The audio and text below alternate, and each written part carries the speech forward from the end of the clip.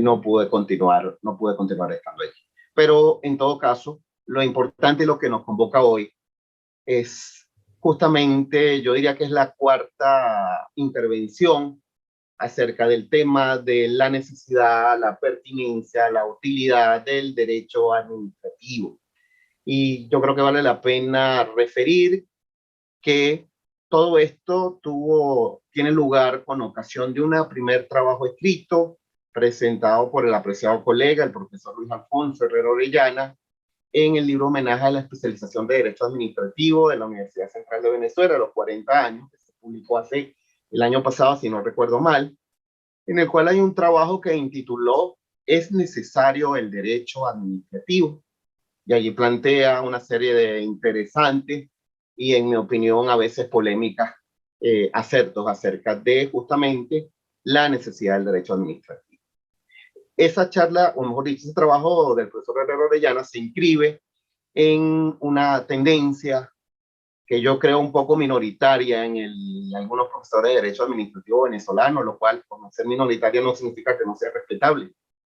Tendencia que tiende a señalar que el derecho administrativo, si no es el único causante, es uno de los principales causantes de los males que aquejan a la sociedad venezolana. Es decir, el derecho administrativo, que ha sido proclive y promotor de la excesiva, indebida y arbitraria intervención del Estado, ha terminado entonces acabando con las iniciativas individuales y sumiéndonos en este estado de postración socioeconómica, precariedad jurídica e institucional, y en definitiva, creo que yo lo que más importante, una crisis moral notable y generalizada. Esa, por supuesto, haciendo un poco un ejercicio didáctico, quizá un poquito exagerado, pero más o menos en eso se enmarca, en mi opinión, el trabajo del profesor de Orellana, que no por eso, o más bien quizá por eso es especialmente interesante, porque es un producto escrito, no es simplemente una opinión, no es un Twitter, no son 5 líneas, sino que es un trabajo doctrinario. Yo creo que justamente como trabajo doctrinario ameritaba entonces mayor atención, y efectivamente produjo mayor atención. Varios profesores de la cátedra, algunos aquí presentes, la profesora María Alejandra Correa, el profesor José Gregorio Silva y mi persona, justamente en este espacio virtual de la cátedra Moles Cauvet, decidimos aportar reflexiones acerca de la importancia del derecho administrativo en la actualidad. Y en mi caso concreto, decidí prestarle especial atención y, mejor dicho, especial referencia al trabajo del profesor Luis Alfonso Herrera Orellana. Así que, a manera de respuesta con un interrogante a la interrogante previa, intitulé mi ponencia virtual acerca de si cabe preguntarse si es necesario el derecho administrativo. Es decir, ¿era pertinente la interrogante previa del profesor Herrera Orellana? Bueno, pues con ocasión de esa segunda charla, el estimado colega, profesor Luis Alfonso, a su vez, pocas semanas después de una charla con otro profesor de la cátedra, no de la central, el profesor Herrera Orellana dio una respuesta a mi respuesta, es decir, ya esa era ni siquiera la réplica, sino con la contrarréplica a mis planteamientos, en la cual intituló su trabajo el derecho, o mejor dicho, su trabajo no, su ponencia, el derecho administrativo que necesitamos. Y procedió a dar respuesta, a argumentar lo que él consideró pertinente con relación a mis consideraciones, que debo decir que la mayoría eran objeciones, algunas metodológicas, a su trabajo previo, muy interesante, muy fructífero en cuanto a plantear polémicas y plantear debates que yo creo que hacen mucha falta en la doctrina venezolana, sobre todo porque a veces pienso que en nuestro medio se confunde la discusión con el enfrentamiento personal. Son cosas distintas la discusión sobre una opinión, la argumentación racional, y pues, algo muy distinto a una enemistad personal. Bien. Y en esta ocasión, gracias al amable invitación, voy a hablar acerca del mismo tema e intitulo mi ponencia virtual, que espero también sea luego, de hecho estoy trabajando en una ponencia escrita, en algún momento espero que se publique, la intitulo Volviendo a la necesidad del derecho administrativo, a propósito de viejas y nuevas falacias. Y sobre eso es sobre lo que vamos a conversar en los próximos minutos. Espero que les sea interesante. Veamos entonces, tengo que señalar con una aclaración previa, quizá la más importante de todas, es que no puedo ser exhaustivo en las respuestas por razones de tiempo y por razones del formato, ¿no? Probablemente en el trabajo escrito seré mucho más detallado en cuanto a los contraargumentos que expongo a los argumentos previos, tanto del trabajo escrito del profesor Orellana como de su ponencia virtual. Dicho esto, entonces comienzo mi ponencia con un preliminar. Con sernos ambas queridas, es deber sagrado reverenciar a la verdad, de preferencia a la amistad. Esta es una cita del filósofo por todo conocido Aristóteles en su Ética Nicomaquea.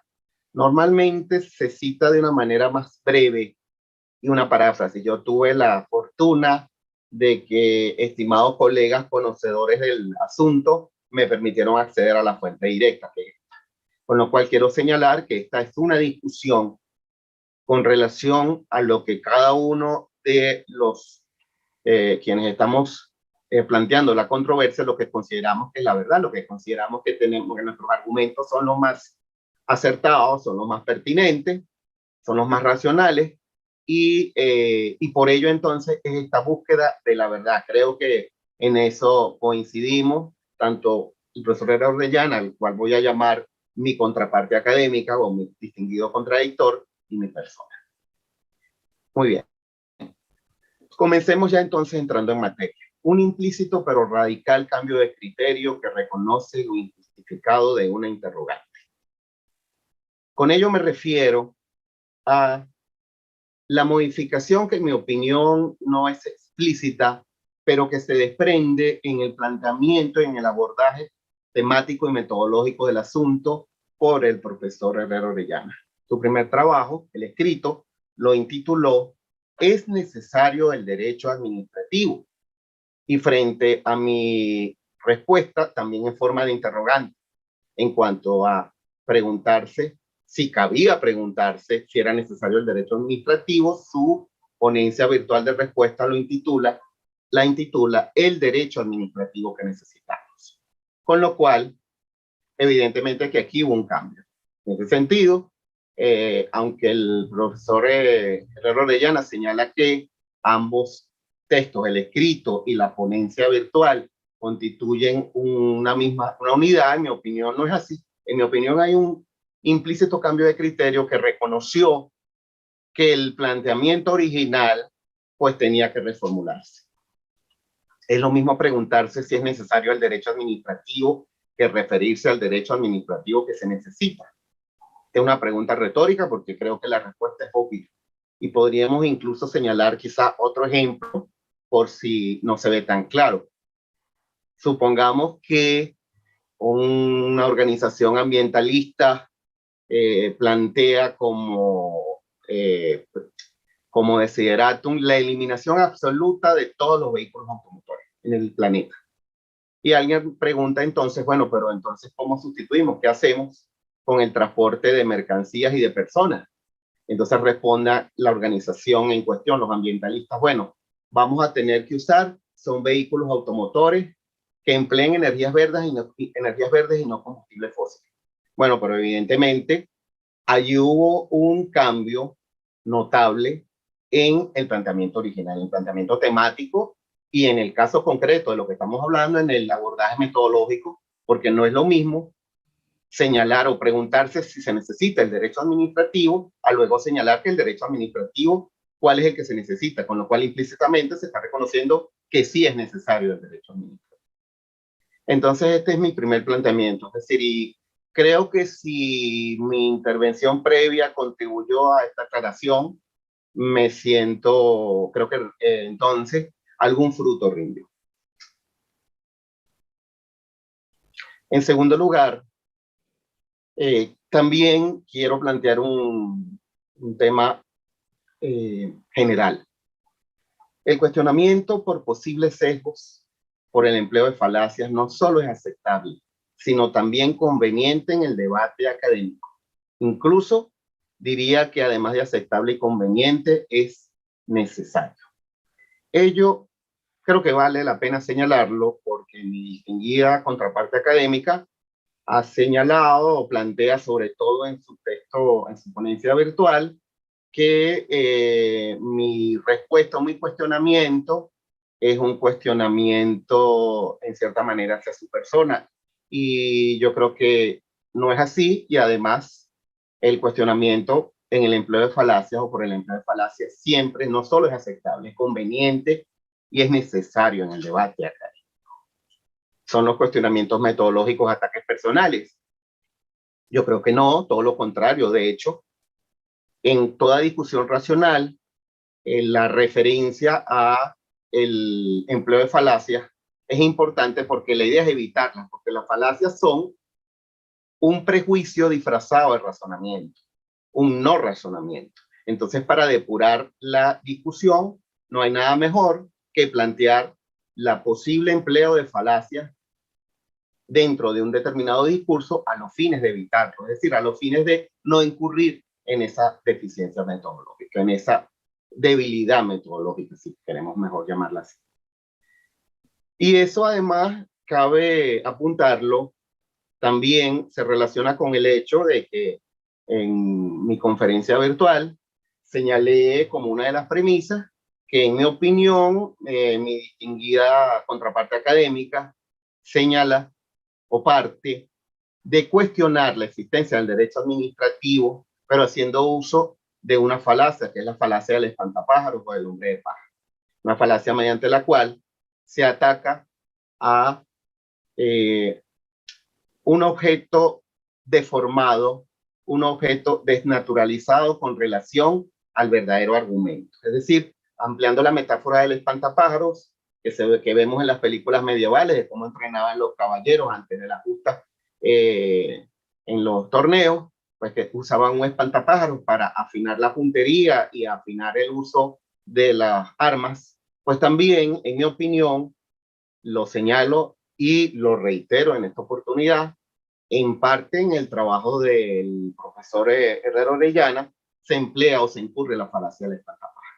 En cuanto a que cuando se habla del derecho administrativo, se está hablando en muchas ocasiones de un derecho administrativo superado, de un derecho administrativo en vías de superación, e incluso de una fuente de producción del derecho administrativo emanada, dictada en un medio patológico, en un medio que en realidad termina siendo el antiderecho administrativo.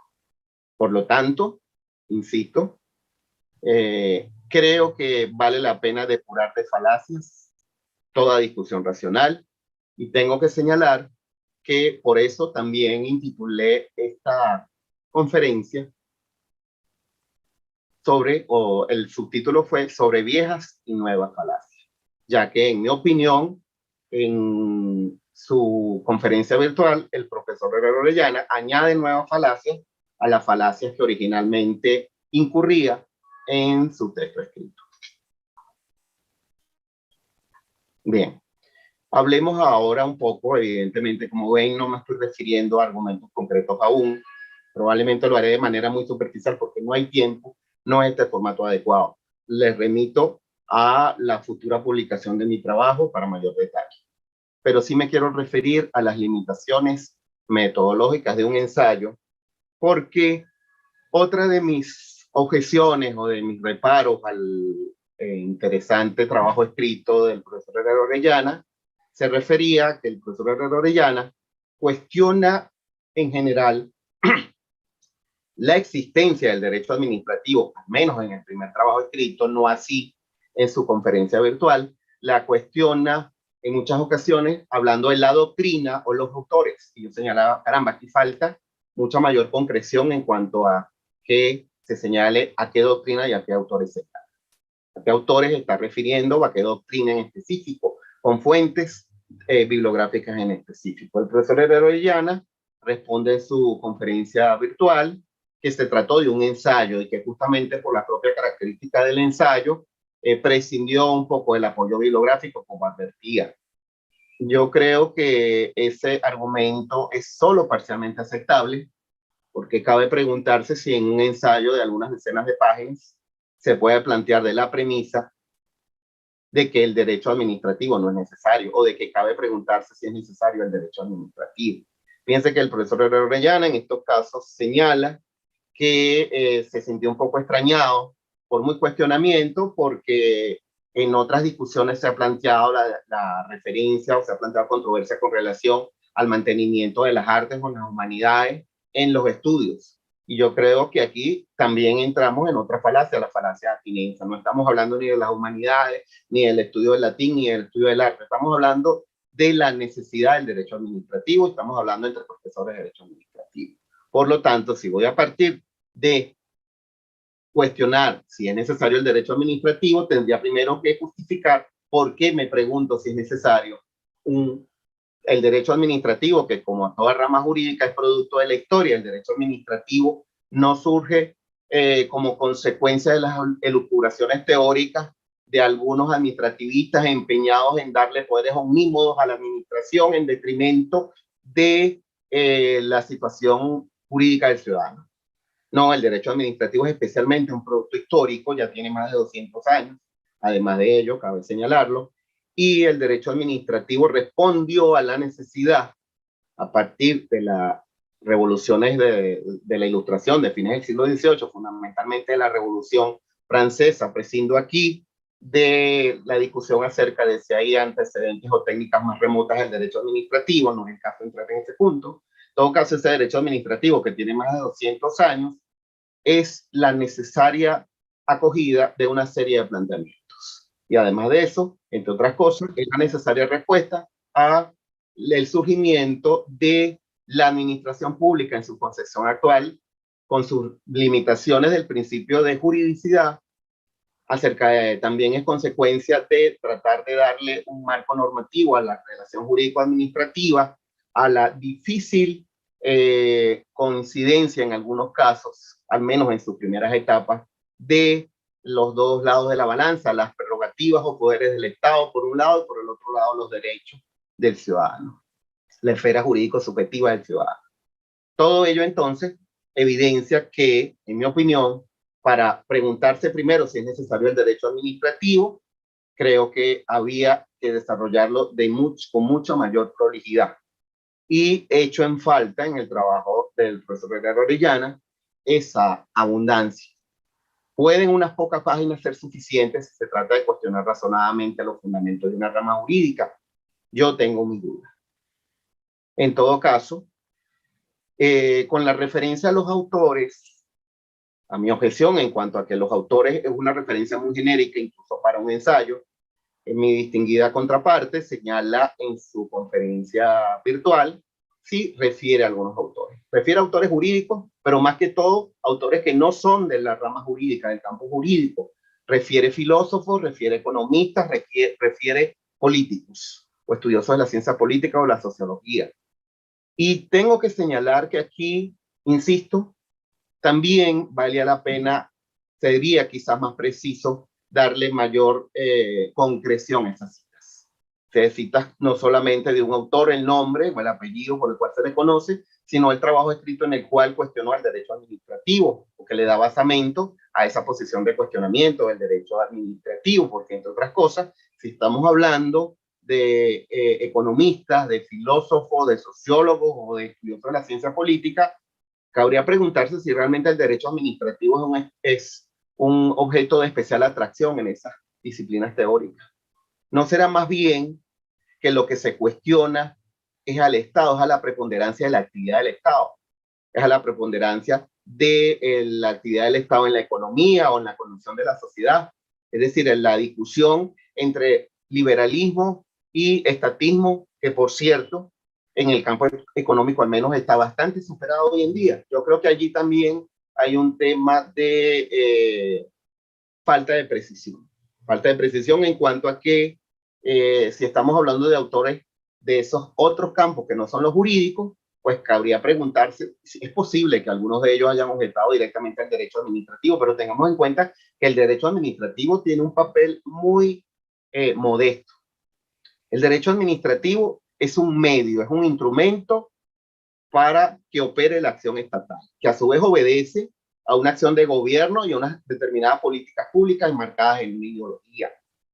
De tal manera que el derecho administrativo propenderá a darle poderes al Estado en cuanto así lo determinen las políticas públicas, así lo determine la acción de gobierno en un determinado campo. Pero en otros campos el derecho administrativo también como instrumento, dependiendo de sus condicionamientos, de sus premisas, esas premisas que el profesor Herrero Orellana a veces atribuye al derecho administrativo o parece atribuir al derecho administrativo cuando no lo son, son premisas ideológicas, pero en otros casos el derecho administrativo más bien tenderá a proteger al particular. Simplemente podemos colocar un ejemplo, como suele suceder en la acción del Estado, en el devenir de la acción del Estado. Por ejemplo, en el siglo XX se pasó del Estado social con una amplia vocación estatizante después de la Segunda Guerra Mundial, y ya para fines del siglo XX más bien se hablaba del Estado regulador y de incluso el Estado extensionista, y entonces pasamos, por ejemplo, a una política de privatizaciones de lo que antes había sido estatizado. Y ambas se hicieron con el derecho administrativo, porque el derecho administrativo es un instrumento, es una consecuencia, es un medio para lograr el fin. Si el fin es cuestionable, pues yo creo que no podemos achacarle esos defectos al derecho administrativo. El derecho administrativo es un instrumento, es como señalar que los automóviles son los culpables de los problemas de tránsito o incluso los accidentes, cuando en realidad sabemos que el automóvil es un medio para llegar. ¿Pueden unas pocas páginas entonces ser suficientes si se trata de cuestionar razonadamente los fundamentos de una rama jurídica? Yo no lo sé. Insisto, me gustaría, echo de menos haber visto mayor abundancia de apoyo bibliográfico, incluso de apoyo de esos autores que señala el profesor Herrero Orellana. Si les parece que soy muy exigente desde el punto de vista metodológico formal, me limito a este ejemplo. El profesor Herrero Orellana, el primer autor que menciona en esos campos de la ciencia política, económica y social, es sin duda conocido por todos, padre del liberalismo, probablemente Adam Smith, y señala el profesor Herrero Orellana que lo incluye en la lista. Bien, pero resulta que Adam Smith nació y murió antes del derecho administrativo como lo conocemos. Entonces sería interesante ver ese texto donde Adam Smith cuestiona no a la intervención o a la preponderancia de la intervención del Estado en la economía o en la sociedad, sino si cuestiona realmente al derecho administrativo que no existe para el momento en el cual está escribiendo. Bien, continuamos entonces. Otro cuestionamiento metodológico, el derecho administrativo, es decir, el derecho administrativo o un derecho administrativo concreto en tiempo y en espacio. Error al confundir el todo con la parte o falacia de composición. El profesor Orellana, tanto en su texto escrito, pero sobre todo en su ponencia virtual, insiste en algo con lo cual yo estoy de acuerdo. Hay primero que estar de acuerdo en una controversia, en una discusión acerca de qué se está hablando, sobre qué se está discutiendo, cuál es el objeto de conocimiento preciso respecto del cual se va a centrar la discusión. Y yo creo que justamente ese es uno de los problemas, de las debilidades que presentan sus afirmaciones, tanto en su texto escrito como en su ponencia virtual. Que se salta, como él mismo usa esa expresión, se salta del derecho administrativo en general a secas a un derecho administrativo concreto en tiempo y espacio, y en muchas ocasiones a una fuente de producción del derecho administrativo en un tiempo y un espacio. Yo creo que esto es importante, porque como todos sabemos, desde que estudiamos introducción al derecho, el derecho es un vocablo polisémico o anfibológico, depende del contexto. Derecho significa muchas cosas. Pero si nos preguntamos si es necesario el derecho administrativo o si hablamos de el derecho administrativo que necesitamos, entonces estamos hablando en un plano de dogmática jurídica, en un plano general, abstracto y teórico. O al menos que hagamos un derecho comparado, pero de una manera muy exhaustiva. El profesor Herrera Orellana en algunas ocasiones habla del derecho administrativo iberoamericano, que dicho sea de paso, habría preguntarse a qué rama específica está hablando, porque hay diferencias dependiendo del área del derecho administrativo en la propia Iberoamérica. No todo se trata de manera igual, como lo veremos en unos minutos. Pero en otras ocasiones se refiere al derecho administrativo venezolano, o mejor dicho, una fuente de producción jurídica, el derecho administrativo venezolano, cuando lo cierto es que creo que todos estamos de acuerdo en que las fuentes de producción del derecho administrativo venezolano, sobre todo las normativas, es decir, las que salen en Gaceta Oficial desde hace más de 20 años, son el antiderecho administrativo. Todo lo contrario al derecho administrativo. Podrán tener validez formal, podrán incluso tener la validez material en el sentido de que hay un poder que las respalda, pero yo creo que es bastante discutible extrapolar sobre la base de esas manifestaciones concretas que el derecho administrativo como disciplina jurídica que regula la administración pública, el funcionamiento de la actividad administrativa y a la relación jurídico-administrativa entre la administración y la persona, pueden achacársele los defectos, las carencias, las debilidades, incluso las desnaturalizaciones que de una fuente de producción jurídica concreta se puede hacer.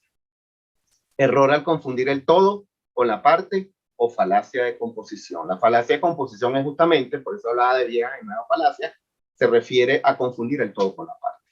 Para llegar a la conclusión entonces de que una parte tiene un defecto, atribuírselo al todo. Lo cual, evidentemente, desde el punto de vista de la teoría de la argumentación jurídica, no es lo más idóneo, no es lo más aceptable. Bien. Fíjense, y aquí, antes de pasar al otro punto, refiero simplemente una afirmación del profesor Herrera Orellana. El profesor Herrera Orellana señala un par de veces en su escrito y luego también en su conferencia virtual que el contencioso administrativo es revisor y objetivo y que hay que cambiarlo. E incluso insiste en su ponencia virtual de que hay autores que respaldan sus afirmaciones. Yo tengo que señalar que estoy en desacuerdo con que se refiera, con que se hable de el contencioso administrativo en general como revisor y objetivo. Tengo que contradecirlo, en primer lugar, porque hay otros autores que señalan todo lo contrario, incluso también por el hecho de que esa es una de mis líneas de investigación y de mi trabajo yo he concluido, lo cual no significa que no me pueda equivocar y eso pudiera discutirse concretamente, pero al menos hasta lo que yo he concluido estudiando ejemplos del derecho administrativo y del derecho procesal administrativo iberoamericano, es que la tendencia es abandonar el carácter objetivo y revisor. Y eso se relaciona también un poco con el asunto de hablar del derecho administrativo, si estamos hablando del derecho administrativo general, del derecho administrativo actual, o más bien estamos hablando de un derecho administrativo superado. Ahora sí podemos continuar, más cuestionamientos metodológicos, un intento sobrevenido de pasar del deber ser al ser. Y esto se relaciona un poco con lo anterior. Mi estimada contraparte académica también señala varias veces en su conferencia virtual el tema de que hay que tener precisión en el objeto de conocimiento y en el objeto de discusión, con lo cual no puedo estar más de acuerdo. Y efectivamente es así. Pero, a mi modo de ver, tanto en su escrito como en su ponencia virtual, a veces pasamos del deber ser al ser, es decir, del plano jurídico, tal como lo estudiamos los abogados y se enfoca en la dogmática jurídica, al plano del ser. Y por eso el subtítulo de este capítulo es: ¿puede asimilarse la dogmática jurídica con la sociología del derecho sin incurrir en la falacia de ambigüedad? ¿A qué me refiero con ello? A que, por ejemplo, en algunas partes de su intervención, sobre todo la conferencia virtual, el profesor Herrera Orellana habla del derecho administrativo y de sus defectos en su aplicación, en su incidencia frente al ciudadano común. Si estamos hablando entonces de la validez sociológica del derecho administrativo y no de la validez formal, yo creo que habría que distinguir entonces de qué estamos hablando. Estamos hablando de dogmática jurídica, estamos hablando más bien de campos que atienden a otras ciencias sociales, cuyos insumos, no lo discuto, son importantes a los efectos de diseñar las instituciones jurídicas o de replantearlas. Pero no podemos confundir sociología jurídica con dogmática jurídica. No podemos mezclar ambas cosas. Y si estamos hablando del campo de la aplicación del derecho administrativo, de la frustrada o la inadecuada aplicación del derecho administrativo, entonces tendremos que pasar a más bien también un abordaje metodológico más propio de las ciencias sociales, con estudios de campo, con encuestas, con otro tipo de instrumentos metodológicos propios de esas ciencias del ser y no de la disciplina jurídica del deber ser. ¿Significa esto que están totalmente separadas? No, no están totalmente separadas desde el punto de vista de que esos insumos, esos productos de los estudios de las ciencias sociales pueden ser muy útiles, deben ser muy útiles y considerados para la configuración, para el replanteamiento, tanto del derecho positivo, que es una fuente de producción del derecho administrativo, como incluso de los institutos y categorías del derecho administrativo en su teoría. Pero lo que no podemos es criticar una determinada institución o una determinada categoría jurídica por un defecto de aplicación, mucho menos en estos países, nuestros países de Latinoamérica, en los cuales la realidad va por un lado y muchas veces el derecho va por el otro. Por supuesto que hay que intentar de ir aligerando esa distancia, pero no creo que eso permita cuestionar la necesaria existencia del derecho y mucho menos la necesaria existencia del derecho administrativo sin incurrir en la falacia de ambigüedad. La falacia de ambigüedad se refiere también a que en el uso de vocablos anfibológicos o polisémicos, es decir, con muchas acepciones, cuyo significado depende del contexto en que se estén empleando, para entonces hablar de la necesidad o la falta de necesidad del derecho administrativo y referir luego no a los institutos jurídicos, sino más bien la errada o defectuosa o deficiente aplicación de una determinada categoría jurídica en un derecho administrativo, mejor dicho, en un campo aplicativo temporal y espacial concreto. Muy bien. Hay otro punto, si este sí es más específico, que yo creo que vale la pena prestarle un poco de atención con relación no a el escrito de mi apreciado amigo, el profesor Herrero Orellana, sino con lo que respecta a su conferencia virtual. Hay un par de párrafos en la conferencia virtual de distinguida contraparte académica, en la cual señala que él no ha incurrido en los defectos o en las carencias argumentativas o debilidades argumentativas que yo señalo, que él no ha inventado nada, dicho sea de paso. Nunca pueden revisar mi ponencia previa, yo no señalé en ninguna parte que mi distinguido amigo hubiera inventado algo. Lo que señalé es que en la argumentación que plantea, creo que hay debilidades argumentativas, hay debilidades desde el punto de vista del razonamiento, del hilo del razonamiento. En todo caso, luego de rebatir o de negar mis objeciones, el profesor Herrero Orellana señala que además de eso, cualquier debilidad argumentativa o si alguno de mis argumentos fuera cierto, a él le produciría mucha pena, mucha vergüenza, porque implicaría también una suerte de responsabilidad de los coordinadores o los directores de la obra colectiva. De hecho, creo que emplea el término que serían cómplices de esas debilidades o de esos defectos, los coordinadores de esa obra colectiva. Yo tengo que señalar que aquí de nuevo estamos en la falacia de composición. La falacia de composición es decir, confundir el todo con la parte. Y creo que vale la pena, sobre todo no tanto para los quienes se dedican a la investigación, sino para los abogados en general, para los estudiantes de Derecho, yo creo que vale la pena hacer una precisión. Una obra colectiva entendida como un libro o revista homenaje implica entonces que esos coordinadores o directores de la obra colectiva quieren hacer una publicación especial,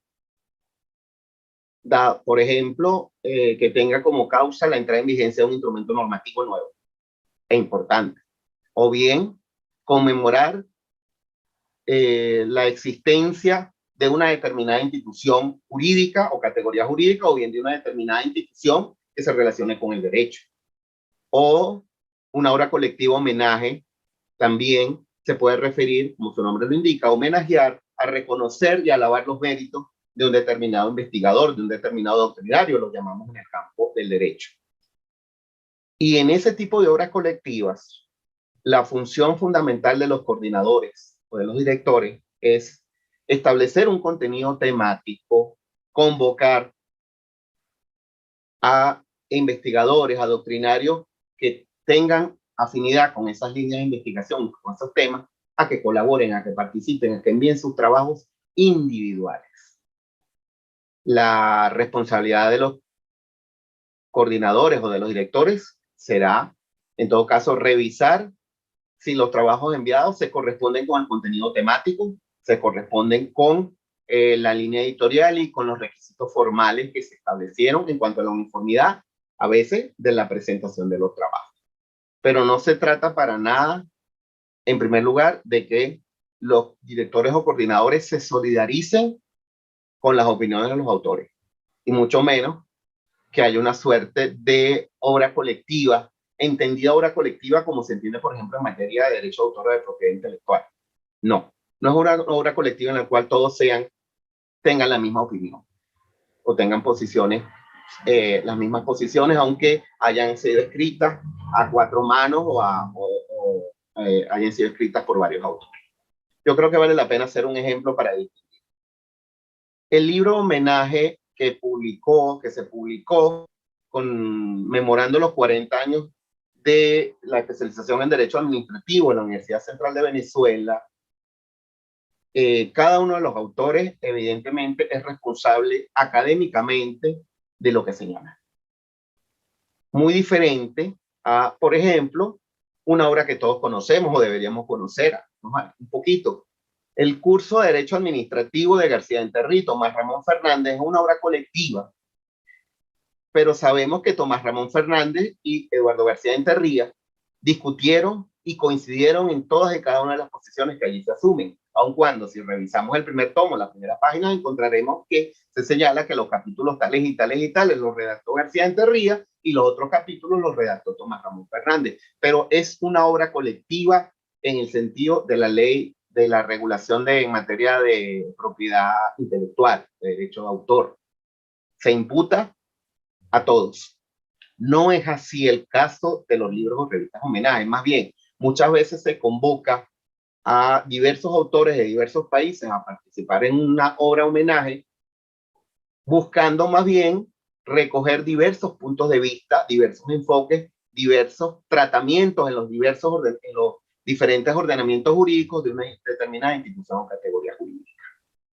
De tal manera que también en este caso, en mi opinión, mi apreciada contraparte incurre en la falacia de composición al pretender atribuir a la parte lo que en todo caso solamente puede imputarse a su trabajo en específico. Y quiero aquí insistir, en ningún momento señalé que el trabajo de mi distinguida contraparte no tuviera los méritos para ser publicado. Todo lo contrario, me parece un trabajo bien escrito, como suelen ser los trabajos del estimado profesor Luis Alfonso. Un trabajo bien escrito, un trabajo interesante, un trabajo hilvanado desde el punto de vista de la argumentación, pero, caramba, yo tengo que discrepar tanto de algunas de las formas en que razona como de algunas de sus conclusiones. Pero en modo alguno yo estoy cuestionando la obra colectiva como tal, y no podría hacerlo porque estaría confundiendo el todo con la parte. Pero hay más. ¿Puede el empleo de la falacia de composición llegar a producir a su vez una falacia de consecuencia o falacia de consecuencia adversa? ¿A qué se refiere la falacia de consecuencia adversa? Bueno, esta es una falacia en la cual, más que discutir un determinado razonamiento, lo que discuto son sus consecuencias. Es decir, argumento que determinada posición, determinada argumentación produciría unas consecuencias indeseables, unas consecuencias adversas, unas consecuencias infelices o que pretenden que no se produzcan. Y por lo tanto, entonces, ese razonamiento debe desecharse, lo cual evidentemente es una falacia. Porque es decir, si estamos discutiendo razonamiento, ya veremos luego cuáles son las consecuencias del razonamiento, pero no podemos invertir el orden lógico de la discusión racional. Bueno, yo me atrevo a señalar que en cierta manera este planteamiento de mi estimado colega mi apreciado y respetado colega, puede incluso llegar a incurrir en la falacia de consecuencias, porque en definitiva pareciera que está señalando que cuando yo objeto alguno de las argumentaciones o señalo la presencia de falacias en su trabajo, estoy achacando, estoy imputando esas debilidades a la obra colectiva. Es decir, en una cierta manera, usando una referencia literaria, una suerte de fuente o es una, todos a una, y no es verdad, no es así. En ningún momento yo cuestioné ni destiné mis reparos a la obra colectiva en general. Por supuesto que no. Ni a los coordinadores, ni a los otros colaboradores. Mi atención, mis objeciones, mi disidencia es del trabajo en concreto. Por lo demás, un trabajo muy interesante. Fíjense todo lo que ha dado lugar de mi distinguido amigo, el profesor Herrera Orellana.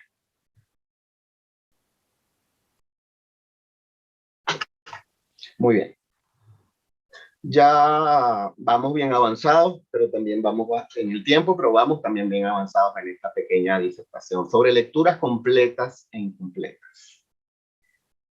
Hay un párrafo de la conferencia virtual de mi contraparte académica en la cual señala que yo incurro en una imprecisión. De hecho, la palabra expresa que señala es o que refiere es lealtad académica. Y en ese sentido, cabría la pena entonces, o valdría la pena señalar un poco el antecedente. En mi previa conferencia, argumenté que me llamaba la atención en el caso del trabajo escrito del profesor Luis Alfonso, que cuestionaba la existencia del derecho administrativo, pero no abordaba, entre otras cosas, lo atinente a los límites extrínsecos e intrínsecos del derecho administrativo, y coloqué tres ejemplos. La fuerza normativa de las constituciones, en el caso de Europa a partir de la Segunda Guerra Mundial, fundamentalmente, aunque nosotros aquí en Hispanoamérica la conocíamos de antes, al menos en teoría. El segundo límite, el tema que tiene que ver, por supuesto, además de esa fuerza normativa que se refiere a la constitución, la constitucionalización de la rama del derecho, también a el asunto atinente a la fuerza de los derechos fundamentales o constitucionales y su resistencia frente a la actividad legislativa y por lo tanto, por supuesto, a la actividad administrativa. Y también me referí en este punto a el control de constitucionalidad por vía de consecuencia y incluso al control de convencionalidad.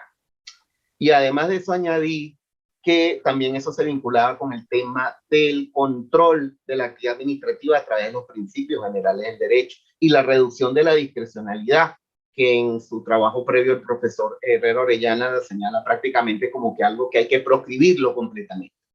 Bien, esos argumentos que yo planteé en cuanto a que no veía su desarrollo, su consideración en el trabajo del escrito del profesor Herrera Orellana, pues mi distinguida contraparte académica en la conferencia virtual señala que sí las consideró y que hay que hacer lecturas completas de lo escrito. Y específicamente alude al título 3 o al capítulo 3 de su trabajo. Bien.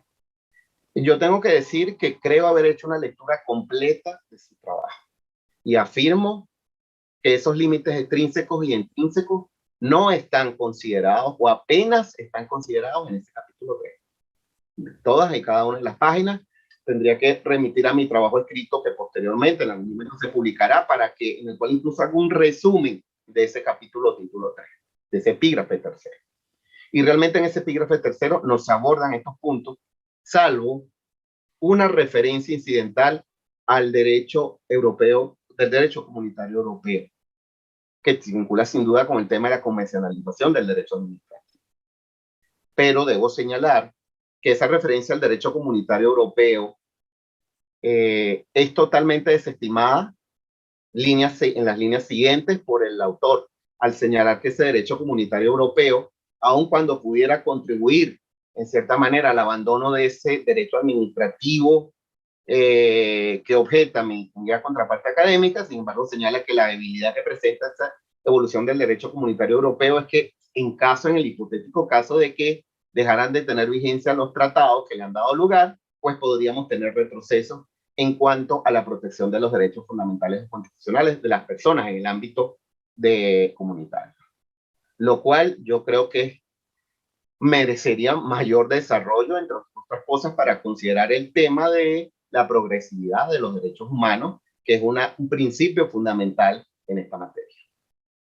Más allá de eso, en ese capítulo que se refiere a los intentos no logrados de mejorar el derecho administrativo, no es ese el nombre exacto del texto, pero por allí más o menos apunta, lo que sí tengo que reconocer es que por cuestiones de tiempo y de premura en mi exposición previa, omití un párrafo que no está en el título o el capítulo 3 o en la sección tercera del trabajo escrito original que ha dado lugar a esta controversia, sino que está en unos párrafos previos, en unas páginas previas, en la cual el profesor Orellana sí hace referencia a la fuerza normativa de las constituciones y al tema de los derechos constitucionales. Y insisto, reconozco, aquí hubo una omisión por mi parte por razones de tiempo. Pero agrego que ese límite intrínseco también es totalmente desestimado de plano por el profesor Orellana, quien señala que básicamente, aunque las constituciones reconocen los derechos, como las propias constituciones señalan que esos derechos se ejercen de acuerdo con la ley, basta que la ley los desconozca, no los considere para que queden entonces sometidos al arbitrio del legislador. Lo cual tengo que decir que ameritaría de una reflexión mucho más detenida, porque creo que está omitiendo todo el difícil y abundante tema tratado por la doctrina comparada en derecho administrativo, sobre todo la europea, pero también incluso la venezolana, y está el caso del profesor Jesús María Casal, muy influido por la doctrina alemana en cuanto a lo atinente a la libertad de configuración del legislador en lo que se refiere a limitaciones y restricciones de derechos fundamentales o constitucionales.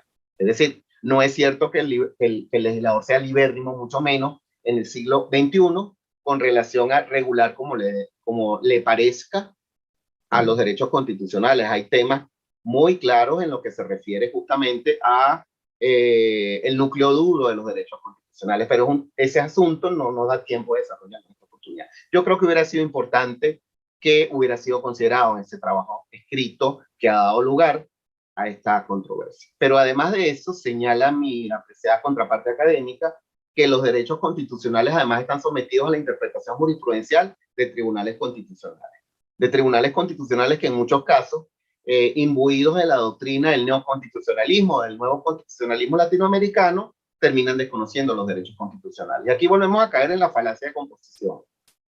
Confundir el todo con la parte, y en cierta manera también en la falacia del espantapájaros. Es decir, hablar de que hay algunos tribunales constitucionales que reniegan de su cometido constitucional y desnaturalizan su función sobre la base de un nuevo constitucionalismo latinoamericano que en mi opinión no es tal, y no realmente el neoconstitucionalismo, porque el neoconstitucionalismo es una cosa distinta, que pudiera o no compartirse, pero no debe mezclarse con el llamado nuevo constitucionalismo que ha pretendido camuflarse o camuflajearse, no sé muy bien cuál es el verbo adecuado, en el neoconstitucionalismo. En todo caso, no es cierto, si el legislador no tiene una libertad de configuración, ostentando una legitimidad política y jurídica, mucho menos hay libertad de interpretación en los tribunales y cortes constitucionales, ni en el Poder Judicial. Es decir, allí siempre hay unos medios, surge el núcleo duro que resiste o que debe resistir, y ello lo estudia el derecho administrativo y el derecho constitucional, debe resistir a las inmisiones, a las arbitrariedades del derecho. Puede leerse algo que no ha sido escrito. Con eso me refiero a que, en mi opinión, yo de buena fe señalo que yo creo haber leído y considerado totalmente todo el escrito del profesor Orellana, incluyendo el capítulo 3 del mismo. Y salvo esa omisión que creo haber rectificado en relación a que si hay una alusión a la fuerza normativa de los derechos constitucionales, pero que inmediatamente se desestima en un par de líneas, creo que no hay entonces o echo de menos, insisto, la consideración detenida y pormenorizada de los límites intrínsecos y extrínsecos al derecho administrativo en una consideración global sobre la necesidad del derecho administrativo. Muy bien. Sobre generalizaciones y concreciones, y con esto concluyo, hoy ya voy concluyendo, porque además el tiempo ya se acerca, el tiempo de finalizar esta disertación. Sobre generalizaciones y concreciones, justamente volvemos al tema de tratar de evitar la falacia de composición y la falacia de ambigüedad. Y si vamos a hablar de un derecho administrativo concreto en tiempo y espacio y vamos a cuestionar sus instituciones y categorías, me parece estupendo. Pero, insisto, no sé si un ensayo es el mejor medio para plantearse de entrada como premisa que el derecho administrativo no es necesario y de ahí partir, porque entonces habría primero que señalar, bueno, ¿y cuál fue el planteamiento, cuál fue el abordaje que le permitió plantearse una interrogante sobre algo que existe desde hace 200 años y sobre lo cual además han estudiado los autores de muchas generaciones y en muchos países? Yo, por ejemplo, podría acompañar, y de hecho acompaño, varias de los señalamientos que hace en su conferencia virtual mi apreciado colega en lo referente a que hay instituciones concretas del derecho administrativo en categoría que podrían replantearse. Tema, por supuesto, de la presunción de juridicidad o de legalidad o de legitimidad del acto administrativo, sobre el cual el mismo autor hizo un trabajo previo, en mi opinión, que es un gran aporte. Podríamos también hablar acerca de las cláusulas exorbitantes en la contratación administrativa, que él señala que, por cierto, la propia doctrina apunta cada vez más a su reencauzamiento. Podríamos hablar, por ejemplo, de las prerrogativas del Estado, que están desmesuradas, pero en casos concretos o en estudios concretos, no sobre las prerrogativas en general, hablando del derecho administrativo en general, sino sobre cómo la regula uno o varios ordenamientos jurídicos. Es decir, habría muchos puntos que yo coincidiría, pero es que además, no solamente en mi caso, es que el derecho administrativo en general se vive cuestionando desde su propio inicio. Hace poco el profesor Fernando Mírez escribió un artículo muy interesante en el cual refiere el sempiterno tema de la decadencia de Occidente, refiriendo a los enemigos actuales o los principales enemigos actuales de Occidente, y señala que el tema de la decadencia de Occidente prácticamente nació cuando nació Occidente, siempre se ha cuestionado, y él llega a la conclusión de que la propia existencia de Occidente va unido a la discusión sobre su decadencia, ¿no? Yo creo que, extrapolando un poco, parafraseando, si se me permite la licencia, el derecho administrativo va unido en su propia existencia a su cuestionamiento, siempre se vive cuestionando.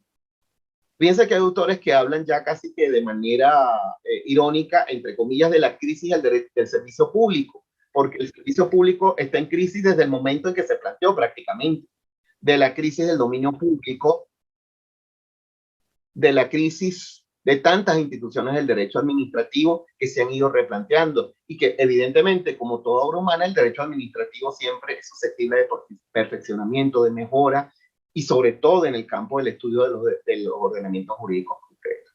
Pero cuando hablamos de generalización, de concreciones, luego no podemos extrapolar una determinada crítica a una rama jurídica en general. Yo creo que aquí, evidentemente, hay una imprecisión metodológica importante en los trabajos de la contraparte. Bien, ya para concluir, mi reflexión final, voy a tomar prestado, si se me permite la licencia, unas muy elocuentes y acertadas palabras, en mi opinión, del profesor José Araujo Juárez, en un trabajo publicado en la revista Derecho Público 364, que lo intituló Apuntes sobre el reto del derecho de ser administrativo tout court, acorde con nuestro tiempo. Dice allí, afirma allí ya concluyendo el profesor Araujo Juárez, abogamos por la ciencia del derecho administrativo que, enmarcado principalmente dentro de una concepción garantista de la persona ante la actuación del poder público, asume y defiende una posición de equilibrio entre los factores de poder y libertad frente al posible abuso de poder. Perdónenme que no estoy leyendo completo porque la pantalla no me permite. Ante el posible abuso de poder por parte del Estado administrativo. Y concluye con esto, que me parece que es lo más elocuente. ¿El derecho administrativo será garantista o no será? Muchas gracias por su atención.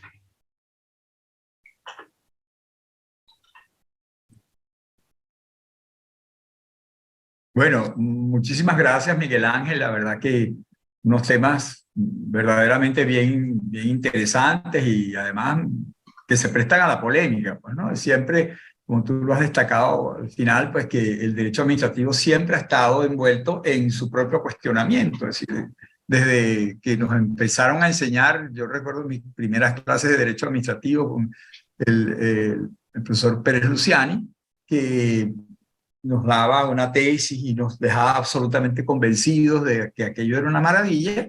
Y en la próxima clase decía, bueno, ¿se acuerdan lo que les dije? Bueno, déjenme decirles que hay una posición contraria que desmonta todo lo que les dije la vez pasada. Entonces, bueno, para un estudiante de segundo año de Derecho, aquello nos dejaba un poco como inestables, ¿no? Porque uno busca certezas, uno piensa que está aprendiendo cosas que son reales, indiscutibles, ¿no? Porque como no tiene mucho criterio, quisiera oír del profesor o del libro aquello en lo cual realmente uno debería comenzar a confiar, ¿no? Intelectualmente. Y cuando nos dicen que aquellas cosas que nos parecen maravillosas, después hay toda la mitad de la biblioteca que lo cuestiona, entonces, bueno, ya uno empieza a decir, caramba, pero entonces este derecho administrativo es ciertamente como demasiado incierto, ¿no? Demasiado, no es el derecho romano, pues que son aquellas ladrillos sólidos, pues que las obligaciones son tal cual como la obligación solidaria es esta cosa y el pago significa tal cosa. Aquí en el derecho administrativo yo se lo suelo decir a mis alumnos que verdaderamente el derecho administrativo, no se desesperen que el derecho administrativo tiene, digamos, como muchos espacios de discusión y de debate, pero tiene ciertas certezas y el aprendizaje tiene que ser justamente ir para ustedes comprendiendo dónde están las mayores certezas y para que se afinquen en ellas, ¿no? Si la Constitución dice, no sé, pues que la administración pública está al servicio de los ciudadanos y que los funcionarios públicos deben ser neutrales políticamente, bueno, eso es una certeza, pues eso no tiene mucho que discutir, pues, ¿no? Eh, Habrá matices, ¿no? Pero eso es una certeza. Bueno, así hay que ir aprendiendo el derecho administrativo, que no dejamos de aprenderlo nunca. Siempre estamos en ese proceso permanente de aprendizaje. Y esto para mí ha sido un proceso de aprendizaje, con todas las canas que tengo y el tiempo que tengo pretendiendo enseñar derecho administrativo, o como yo le digo a mis alumnos, pretendiendo ayudarlos a que ellos aprendan el derecho administrativo. Yo no tengo mucho que enseñarles, sino que ellos son los que van a tener que ir aprendiendo. Bueno, este debate se ha planteado entre Luis Alfonso Herrera y Miguel Ángel Torrealba, además de otros, pues no son ellos, pero ellos lo han focalizado tal cual como una especie de disputacio, como se lo dije al comienzo de la charla. Bueno, para mí ha sido de verdad bien aleccionador, pues, o sea, me ha dejado pensando en mil cosas, y supongo pues yo pues que a ellos también les dejará muy pensativos en sus respectivas posiciones. En algunas se afirmarán, en otras de repente las cuestionarán. Y para eso estamos aquí, justamente, para que no pensemos que le llegamos al último piso del conocimiento. Ya está aquí, estamos en el penthouse y esta es la verdad absoluta, ¿no? Entonces, y ya nos olvidamos de lo anterior y esta es la verdadera verdad, ¿no? Sino que a partir del penthouse seguiremos subiendo hacia nuevas alturas del conocimiento, ¿no? Yo veo que no hay hasta ahora preguntas, seguramente es posible que las planteen más adelante. Yo le diría a Miguel Ángel, le preguntaría a Miguel Ángel si justamente como el objetivo de un debate, de una disputatio a la manera escolástica medieval, es tratar de hacer mejorar, aun cuando no estoy tan seguro que esa fuera el objetivo ya ni me acuerdo quién era, Luis IX, San Luis de Francia, creo que estuvo presente en la disputa de París. A lo mejor el objetivo de Francia o de la Sorbona, seguramente fue el marco en el que eso se hizo, que no fuera hacer progresar el conocimiento, sino más bien como que encontrar cuál era la verdad y a partir de esa verdad, entonces la otra no era verdad. Pues no, si el cristianismo es el válido, entonces el judaísmo es inválido y hay que quemar el Talmud.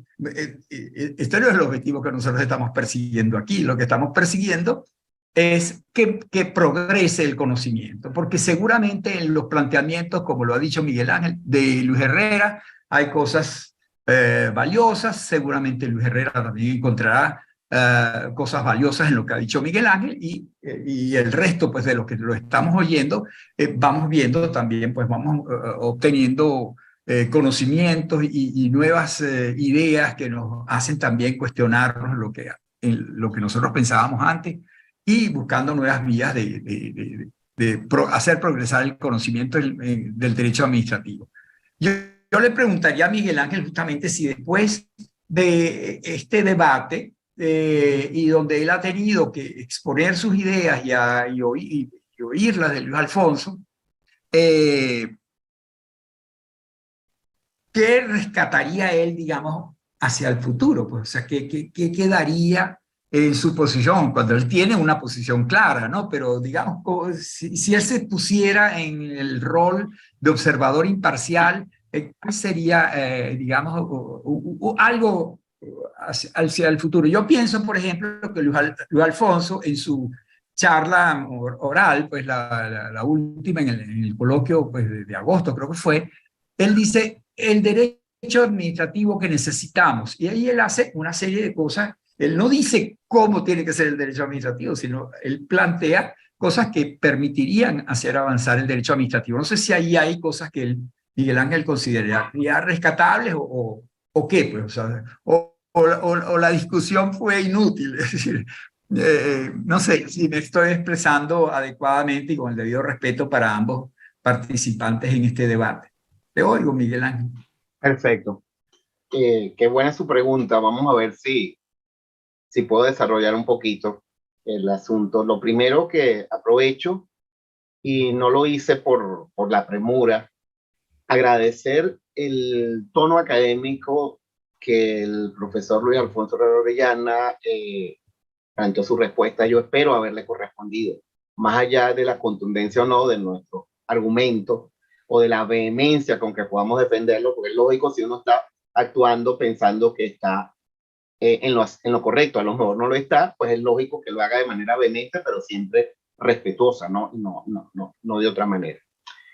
Fíjense lo que señala el profesor Gustavo, ¿qué rescataría? Bueno, yo creo que lo que yo quisiera plantear es en cuanto a que si la propuesta es eliminar el derecho administrativo de plano porque es el causante de todos los malos, pues yo tengo poco que rescatar de eso. Porque en definitiva, incluso supongamos que lo eliminemos, pues resulta que el derecho civil, si queremos reimplantar el derecho civil como para regular la administración pública y la relación jurídico-administrativa, que yo creo que traería muchos problemas, en definitiva la aplicación va a determinar su matización al punto que vamos a terminar teniendo un nuevo derecho administrativo, va a terminar siendo otro derecho administrativo, quizá con otras premisas, pero va a ser un derecho administrativo distinto del civil, es decir, el planteamiento de borrón y cuenta nueva o de borrón y extender el derecho civil al área que hoy en día ocupa el derecho administrativo, yo creo que tiene poco de rescatarse.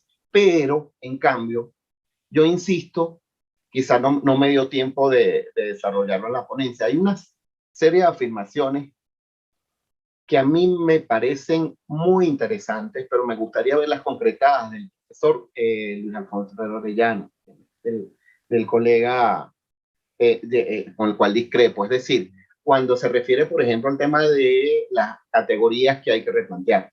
Pero es que además se está haciendo, yo lo acompañaría y yo creo que muchos lo acompañaremos en ello. El tema de la presunción de legitimidad del acto administrativo, el tema de las prerrogativas, pero el tema de las prerrogativas ya se está replanteando en el derecho comparado. Quizá aquí en Venezuela no, desde el punto de vista práctico, por la situación que tenemos. Pero evidentemente hay una serie de instituciones del derecho administrativo que requieren su reflexión, requieren su actualización, y eso es lo que se está haciendo. Yo creo que lo que hay que apuntar a seguir cuestionándolo. Así como el profesor Herrero Orellana cuestionó en su oportunidad, yo creo de manera muy acertada, la presunción de legalidad, como en general hay un sector de la doctrina venezolana que la cuestiona y otro que la defiende. Yo, por ejemplo, me atreví a cuestionar la concepción de la jurisprudencia de la vía de hecho, en un trabajo que publiqué hace 10 años, en un libro, de cómo, en mi opinión, la concepción tradicional de la jurisprudencia, muy al estilo del contencioso administrativo francés, no era adecuada para Venezuela. Y probablemente hay muchas más instituciones que podríamos revisar. Yo creo, de hecho, a veces digo en mi clase que el derecho administrativo francés, por supuesto que hay que tenerlo como referencia, el contencioso clásico y el derecho administrativo clásico, pero cuando lo importamos, y no solo el francés, sino cualquier institución, categoría, yo creo que todos vamos a coincidir en eso, hay que importarlo a beneficio de inventario, que primero pase por aduana, a ver qué de bueno tiene y quizá qué no tan de bueno tiene, que para ellos sí les funcionó y a nosotros no. Es decir, una copia mimética no es a veces pudiera ser que lo que pensamos que nos funcionaba no nos funcionó o no nos está funcionando bien, sea en derecho sustantivo o en derecho procesal. Entonces vale la pena. De hecho, bienvenida a las críticas, bienvenidos a los cuestionamientos, pero cuestionamientos creo yo concretos, no decir vamos a acabar con vamos a vender el sofá, no vamos a vender el sofá, vamos a plantear cuál es la situación de fondo concreta que amerita un replanteamiento, que amerita una reflexión, y si tenemos que cambiar la institución o la categoría jurídica, la cambiamos. Pero no simplemente señalar que todo está mal. Al menos ese fue mi planteamiento original, mi respuesta original con relación al trabajo escrito del profesor Herrero Orellana, que insisto, cuando se refiere a asuntos concretos, digamos, se pudieron no estar de acuerdo. Y en el caso de la ponencia virtual, me pasó lo mismo. Yo me esperaba en la ponencia virtual que concretara más. Yo creo que incluso el profesor Herrero Orellana, quizás por razones de tiempo, no concretó más sus objeciones. Yo quisiera, quizás, que en esta discusión que a veces me parece un poco que circular entre quienes plantean que hay que eliminar el derecho administrativo y quienes planteamos que no, más bien nos pongamos de acuerdo en cuanto a un momentico, qué cosas en específico y concreto crees que hay que replantear o revisar o incluso eliminar y por qué. Y vamos a tratar de llegar a un acuerdo, que a lo mejor estamos más de acuerdo de lo que creemos, pero no en un planteamiento de replantear todo, un planteamiento de decir nada sirve, el derecho administrativo es el malo de la película y por lo tanto lo eliminamos. Yo creo que las posturas tan enfáticas, tan extremistas, no conducen generalmente a una adecuada mejora y a una adecuada evolución. Es decir, retomo un poquito de lo que se habla en política, más que revolución, porque más bien no hablamos de evolución y vamos mejorando paulatinamente lo que tenemos y modificamos, descartamos lo que no sirve y mejoramos lo que sí sirve y lo que puede incluso prestar un mejor servicio. Bueno, eso es básicamente mi reflexión. No sé si le di alguna respuesta adecuada. Desde luego, estupendo. Pues de verdad que nos invitas a que sigamos reflexionando, que sigamos discutiendo y que además pienso yo desde afuera, desde, digamos, simplemente como anfitrión de este debate tan fructífero, pienso yo, que ojalá hubiera más, los invito a los que están allí, María Alejandra, por ejemplo, que a veces tiene unas posiciones muy interesantes, ¿no? O Iván, un joven profesor también, pues los que están oyéndonos y los que no nos están oyendo, pero que de repente, posteriormente se conectarán o leerán la publicación de la que les hablé inicialmente, que los estimule a plantear abiertamente debates de este tipo, ¿no? Donde se refiera a alguien, cuando vea que hay una posición que la adversa, bueno, tratar de justamente provocar un debate académico, respetuoso, destinado a superar estadios dentro del conocimiento. Y bueno, y el instituto estará feliz de acoger ese tipo de discusiones. Bueno, nada, pues agradecerle muchísimo a Miguel Ángel Torrealba por haber, digamos, ideado un poco esta disputatio moderna sobre el derecho administrativo. y haberla mantenido, pues estupendo, pues le agradezco enormemente y además haberse tomado el trabajo de preparar esta charla en el día de hoy, y también les agradezco muchísimo a los que se sumaron a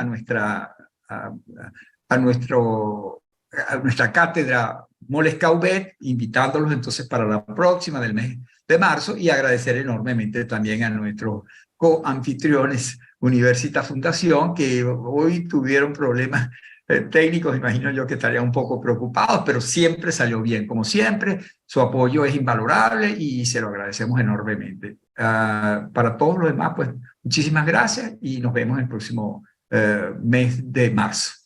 Buenas Gracias a tardes. todos.